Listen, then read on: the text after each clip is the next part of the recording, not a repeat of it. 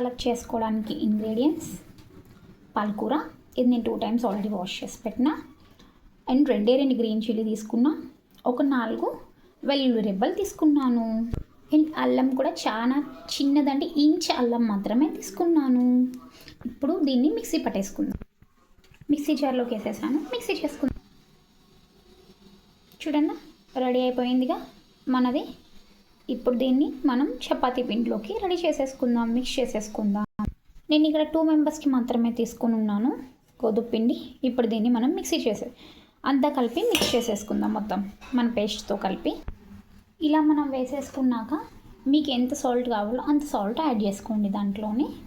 నేను water add చేయలేదండి, ఆ పేస్ట్ మాత్రం వేసాను ప్రెజెంట్. నాకు తెలిసి అదే సరిపోతుంది. రండి మిక్స్ చేసేసుకుందాం మొత్తం అంతా కూడాను.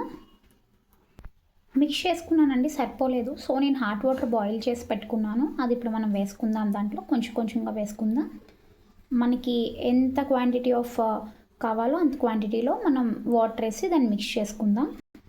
చూసారు కదా నేను ఇట్లా కలుపుకున్నాను నేను. అండ్ నెక్స్ట్ దీనికి కొంచెం ఆయిల్ యాడ్ చేసుకుందాం మనం. మీకు కావాలంటే గీ కూడా యాడ్ చేసుకోవచ్చు. నేను ఆయిల్ వేసుకున్నా. ఇప్పుడు దీన్ని మళ్ళీ మొత్తం అంతా కలుపుకుందాం. మళ్ళీ మనం ఆయిల్ అనమాట ఇది. చూసారు కదా మన పాలక్ చపాతీ ఇలా కలిపేసుకున్నాను, చాలా సాఫ్ట్గా ఉంటుంది. అండ్ ఇప్పుడు నేను మీకు దీనిపైన చిన్న తడిబట్ట వేసుకొని పెట్టుకున్నారంటే ఒక 1 అవర్ పాటు ఆ తడికి ఇది డ్రై అయిపోకుండా మాయిశ్చరైజర్గా ఉంటుందన్నమాట.